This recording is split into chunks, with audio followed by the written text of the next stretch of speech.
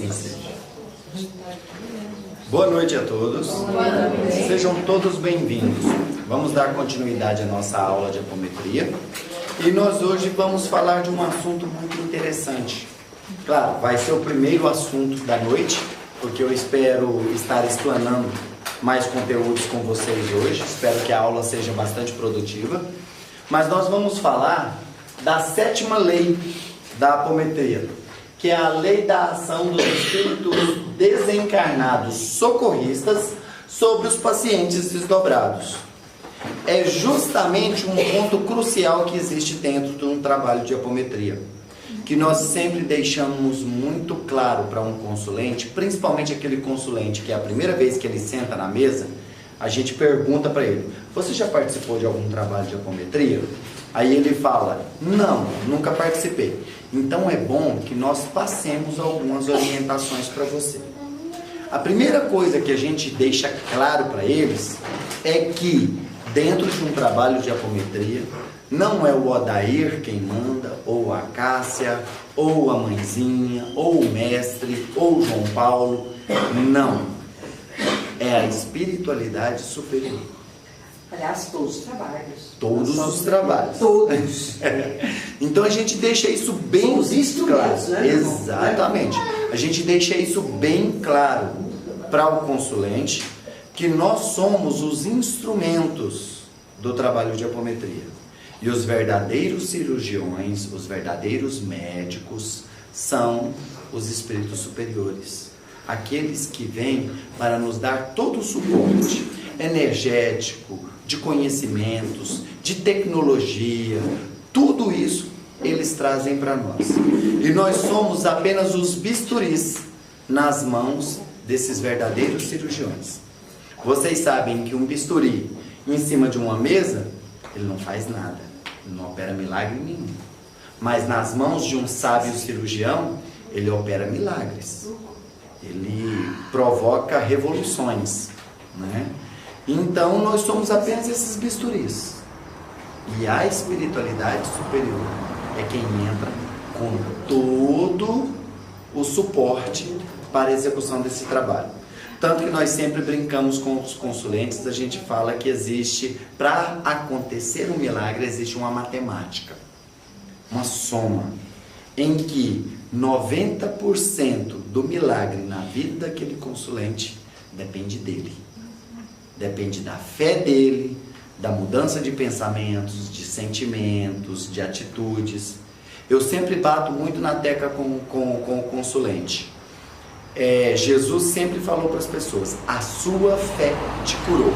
Aí ele já colocou 45% da responsabilidade da cura na fé. Flies fala 92%, doutor Flies. Exatamente. Aí depois ele ainda completou: vá e não peques mais, para que nada de pior te aconteça. Então ali ele já estava determinando que deveria haver uma reforma íntima, deveria haver uma mudança na vida daquela pessoa, seja lá o que fosse de errado, que foi a causa daquele problema, aquela pessoa deveria deixar aquele tipo de prática para o passado. Então, se aquela pessoa bebia, podia beber. Se prostituía, podia se prostituir. Se tinha conduta desregrada com relação a dinheiro, ou escravos, família, tudo aquilo ali tinha que ser mudado. E, inclusive, eu gosto muito de citar o exemplo da situação dos 10 leprosos, em que apenas um deles voltou para agradecer e fez realmente a mudança íntima. Esse se curou. Os outros 9, a doença voltou, né? Então a gente sempre fala para o consulente justamente essa historinha que eu estou contando para vocês. 90% da sua cura depende de você. Os outros 9% é a espiritualidade superior, que vai fazer a parte dela para te socorrer, para te ajudar. E apenas 1% cabe a nós, que somos apenas os bisturis. Então não venha colocar a responsabilidade da sua melhora nas costas de nenhum dos membros da mesa. Mas isso me deixou numa confusão tão grande. Sim. Fé, merecimento, necessidade. O tempo para que cada coisa se ajuste, venha a limpeza, venha a remoção de uma energia negativa, remoção do espírito obsessor, remoção do espírito doente, remoção de outra coisa. Às vezes o processo de tratamento é um tanto quanto longo.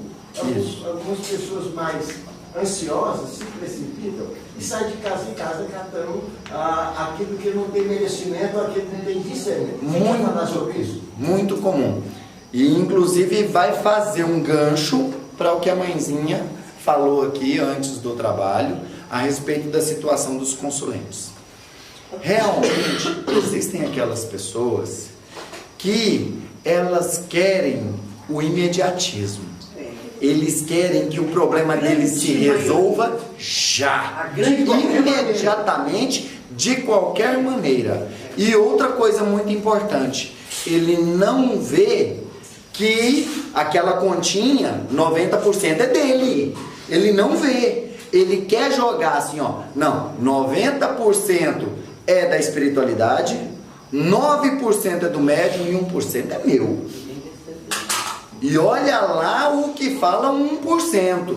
Ele vai, não, é 90% da espiritualidade, 10% dos médiums e eu não vou fazer nada. Eu não vou mudar. Não sarei. Aí, exatamente. Aí eu fui lá e não sarei. Então vou procurar outro. Aí nesse eu não sarei. Então vou procurar outro. E aí vai acontecer igual teve um caso de uma pessoa em que a espiritualidade simplesmente virou para essa pessoa, um rapaz de 42 anos, que ele tem a mesma idade que eu, virou para ele, virou e falou assim, ó, trabalha, chega de ser consulente, chega de buscar, você é um eterno buscador, chega, agora está na hora de você pegar todo esse conhecimento que você já adquiriu, pulando de casa em casa e colocá-lo a serviço do seu próximo. Coitadinho, sinto coitadinho. Colocá-lo a serviço do seu próximo. Ele virou para mim e falou, eu não estou preparado. Eu não estou preparado. Eu acho que eu ainda não estou preparado. Aí eu virei para ele, você já reparou que toda vez que a gente fala sobre constelação familiar, você dá uma aula. Toda vez que a gente fala sobre reiki, você dá uma aula. Toda vez que a gente fala sobre cura prânica, você dá uma aula. Quando a gente fala de umbanda, você dá show. Quando a gente fala de apometria, você também dá aula. Por quê? Porque você já frequentou tudo quanto é lugar que tinha esse tipo de conhecimento. Mas não está preparado. E você não está preparado. Não, ainda não. Ainda não. Aí a espiritualidade foi e falou para ele, então, filho, infelizmente, o seu tratamento se encerra agora. Porque você trabalhando, você vai se tratando. Você não quer trabalhar.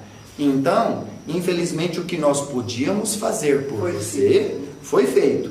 Nós afastamos obsessores, tratamos personalidades, tratamos magias antigas, te revelamos muita coisa sobre o seu passado, que inclusive você já confirmou em outros lugares, mas você ainda acha que não está pronto? Você ainda quer colocar nas costas da espiritualidade a responsabilidade pela sua melhora, sendo que você não quer fazer a sua parte? Porque nós não estamos falando aqui para você virar um João de Abadiânia, não, e dedicar sua vida à espiritualidade, não. Nós estamos falando para você que você, das 168 horas da semana, você tire 2 para ajudar o próximo. E eu acho que você pode tirar essas 2 para ajudar o próximo. Ou melhor, se ajudar, né? E sabe o que é o mais complicado? Ele não trabalha. Que falasse assim, não, mas é porque eu não tenho tempo, porque eu estudo, eu trabalho, eu tenho família, eu tenho filho, eu tenho esposa. Negativo, ele não tem nada disso. Ele não é casado, ele é solteiro, mora com a mãe e não trabalha. Então não tem argumento, não tem argumento. E mais, não existe um centro ou núcleo terapêutico em Goiânia que não conhece o nome dele. Eu não sei para que eu não chego aqui. Não tem um centro em Goiânia ou um núcleo terapêutico, mas eu acho que é porque ele já soube de antemão que aqui o buraco é mais embaixo. Então acho que ele puxou um pouquinho o freio de mão com relação a vir aqui. Mas aí o que acontece? Isso é muito comum. Aí fica pulando de centro em centro. E, inclusive, já foi em centros, porque lá em Nerópolis existe como se fosse um conglomerado de centros. Já rodou tudo aquilo lá. Já foi em umas, em Senador Canedo. Tem uma benzedeira lá na Vila Galvão, que a hora que ela vê ele, ela...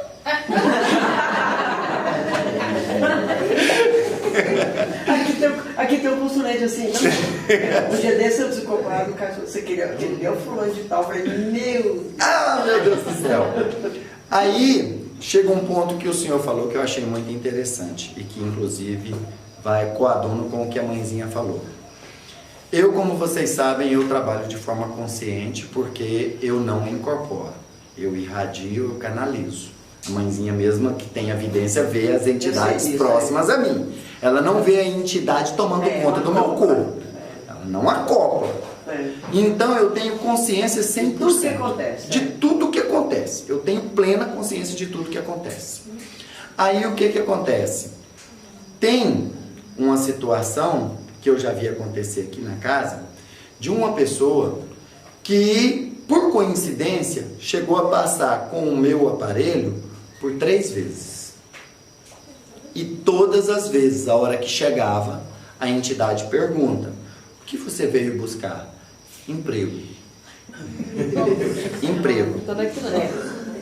Aí, a entidade virou para ele e falou assim, a primeira vez: você tem profissão? Tem. Eu sou formado em tal curso. E tem quanto tempo que você se formou? Tem tanto tempo. Você fez estágio? Não, eu não fiz estágio. Mas como assim? Você fez um curso superior sem estagiar em algum lugar, alguma empresa? Já, né? Mas aí a entidade virou para ele: e você está entregando o currículo? Não. Aí veio o choque. A entidade foi e virou para ele e falou assim: filho, você tem que entregar currículo. Você tem que buscar um emprego. O emprego não vai cair no seu colo. Mas eu estou buscando aqui tem 8 meses. Ou seja, é só para vocês terem uma noção. Ele não está esse tempo todo passando com a entidade do meu aparelho, não, gente. Eu não tenho isso de casa. Mas ele falou isso claramente. Tem 8 meses que eu estou buscando aqui. Aí a entidade falou: você está buscando um lugar errado? Aqui não é banca de emprego. Você tem que procurar no Cine, nas empresas. E outra, você tem que procurar, porque é o seguinte: aí a entidade foi fazer um mapa com ele. E a entidade localizou que ele é o seguinte. Eu vou falar o curso porque ele é formado em administração de empresas. Aí o que aconteceu? Aí a entidade virou para ele e falou assim: filho, você, para conseguir chegar a um cargo de administrador, você tem que começar lá embaixo. Então, comece com um emprego lá embaixo. E aí você vai subindo dentro da empresa. Subindo dentro da empresa. Até você chegar a um cargo de administrador. Então, comece lá embaixo. Que normalmente é do dono. Mas eu não quero. Eu quero exercer a minha área. Tá difícil. Aí a entidade virou para ele e falou assim: você não tem experiência, você não fez estágio em nenhuma empresa, porque geralmente quando a pessoa faz um estágio em uma empresa e ela se destaca, a hora que termina o curso, ele é contratado. Exemplo, meu sobrinho, que está fazendo engenharia mecânica. Ele foi contratado como estagiário num escritório de engenharia, trabalha com refrigeração industrial. E agora, com a crise, o dono do escritório teve que demitir alguns engenheiros. E ficou com ele, porque o estagiário é baratinho, né? Ficou com ele, estagiando lá. Mas o dono do escritório já está apostando tanto nele, que já está pagando cursos extraordinários de fora do currículo para que ele faça, porque já está querendo garantir um bom profissional no futuro.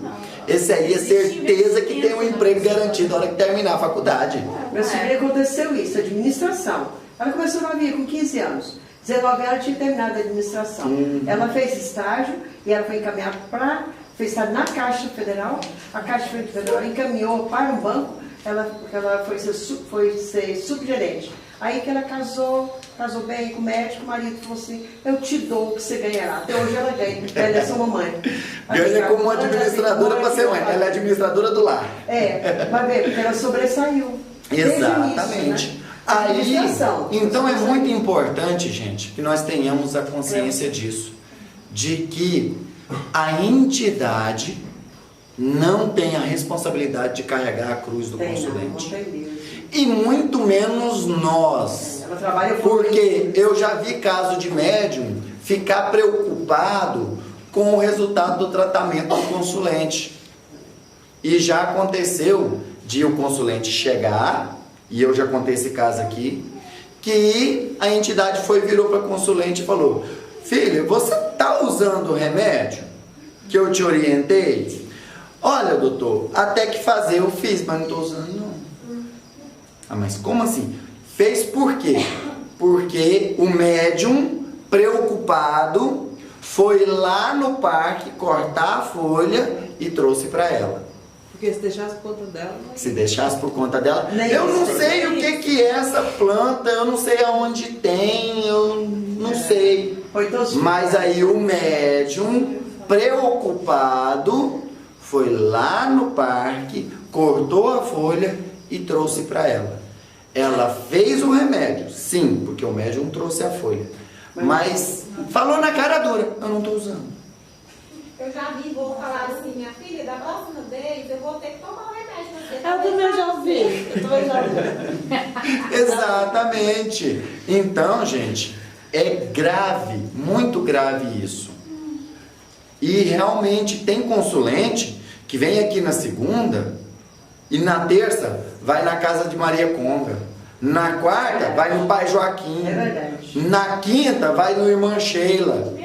No tratamento do Irmã Sheila. Tem médico também que faz isso. Na sexta que é ir na casa de Maria de Nazaré. Aí no sábado é perigoso ir numa igreja evangélica qualquer, ele vai na sessão de descarrego da Universal. E no domingo ainda vai na missa. Só garantir, Só, pra garantir vai na missa, vai papar uma hóstiazinha lá. E como na igreja católica existe o papá hóstia, aqui dentro tem o Papa Passe.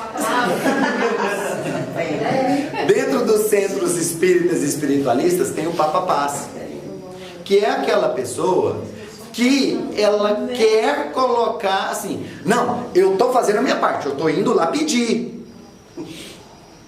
mas é só isso, eu não vou fazer outra coisa, eu vou lá pedir.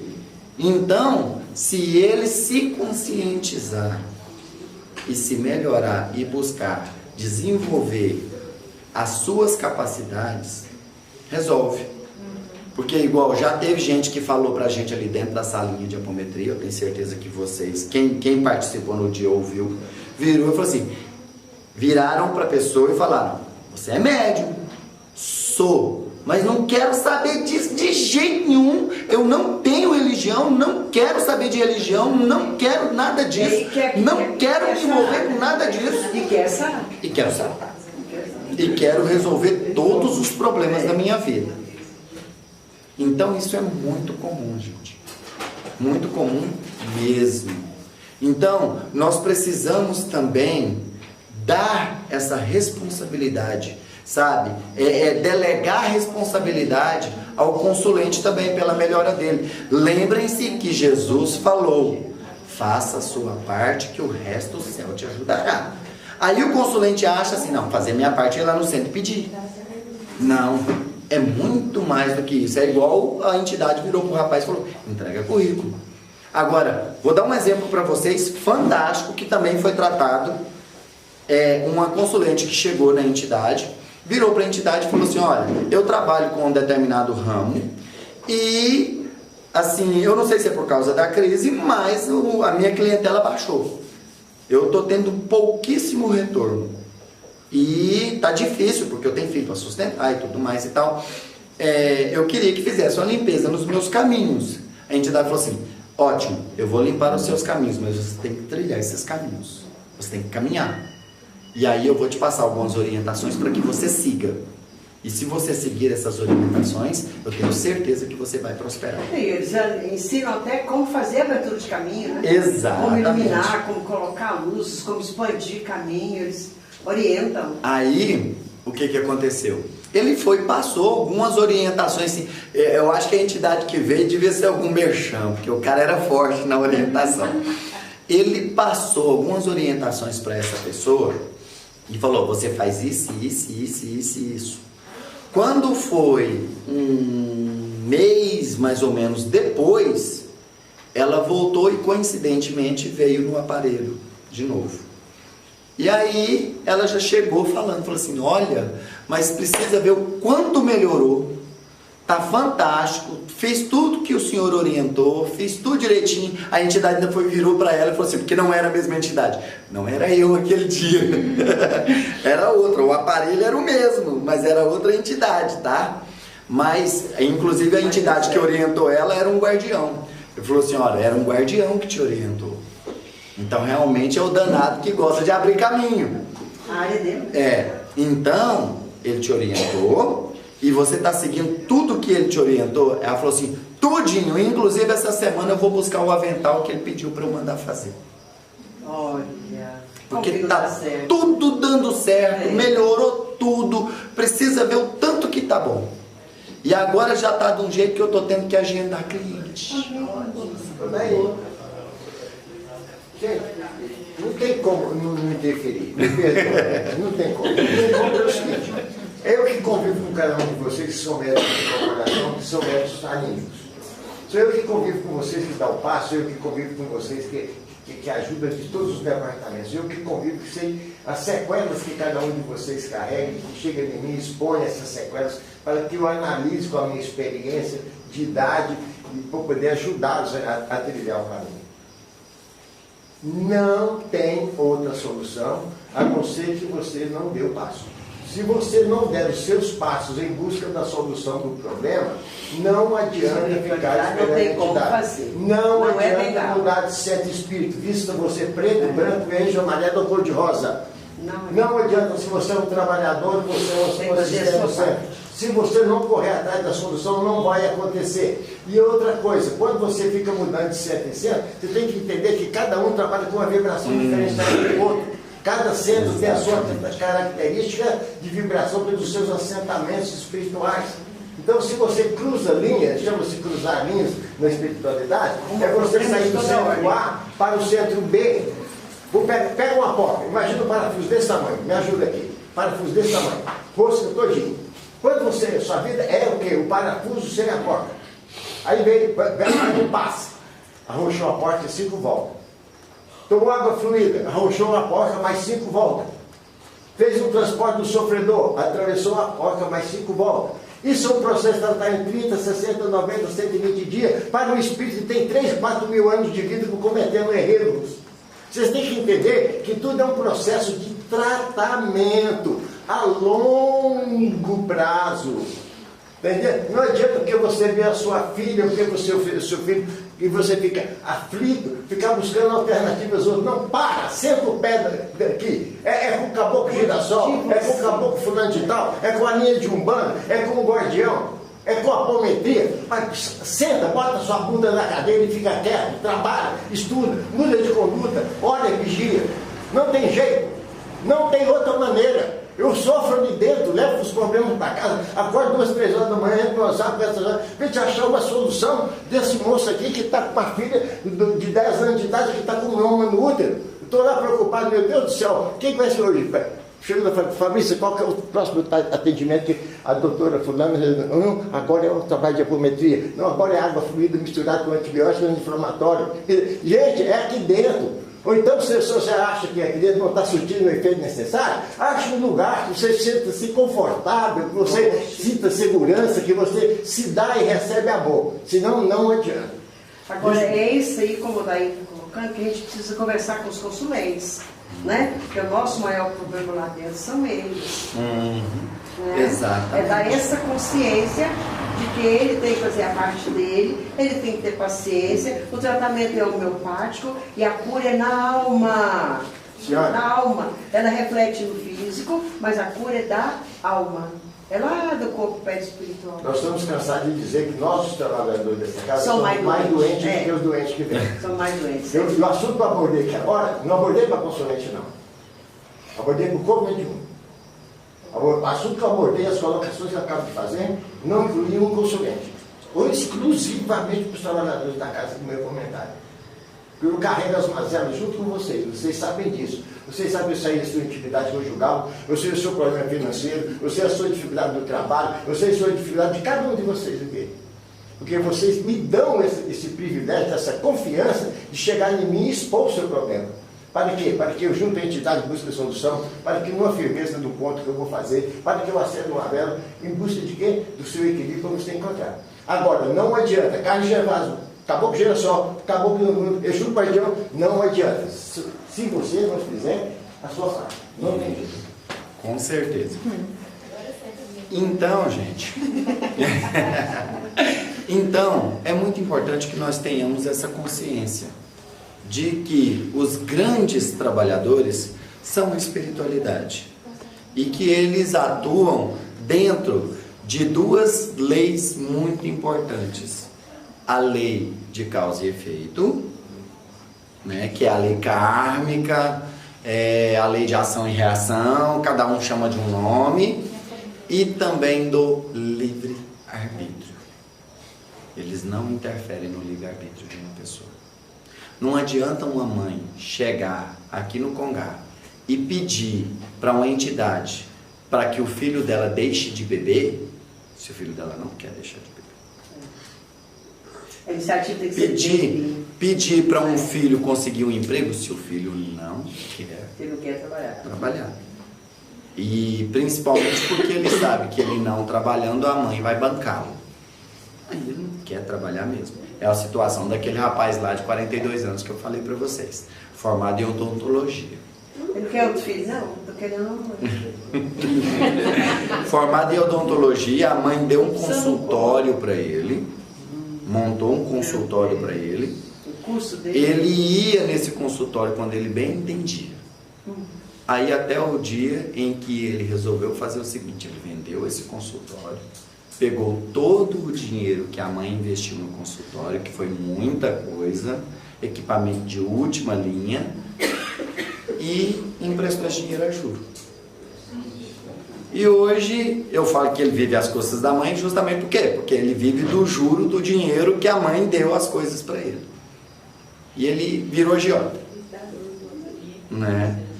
E não quer saber de trabalhar, não quer saber de responsabilidade nenhuma. E é igual eu falei para vocês, pinga de centro em centro, pinga de terapia em terapia. Todos os terapeutas de renome de Goiânia conhecem a Bessa. Conhecem. E outro dia eu encontrei com uma pessoa que virou e falou assim: nossa, Daí, eu encontrei com fulano outro dia numa casa aí, e está numa situação de dar dó, porque ele está mais confuso do que nunca. Ele está doidinho. Principalmente porque ele entrou numa vibe aí desses gurus. Sabe aqueles gurus que pinta a cara, bota a pedrinha no meio da testa e fica on? Pois é. Aí é o guru, né? E fazer bom, e fazer bom. Exatamente. E dinheiro, ó, dá-lhe dinheiro, né? Que inclusive esse rapaz, ele pelejou comigo lá na casa de Maria de Nazaré, que nós deveríamos cobrar. Assim, não, daí não precisa cobrar R$100 a consulta, um valor simbólico. Cobra assim, R$10 de cada consulente, porque vocês atendem 20 consulentes toda sexta-feira, então já vai dar aí, ó, R$200. Por mês é 800, já dá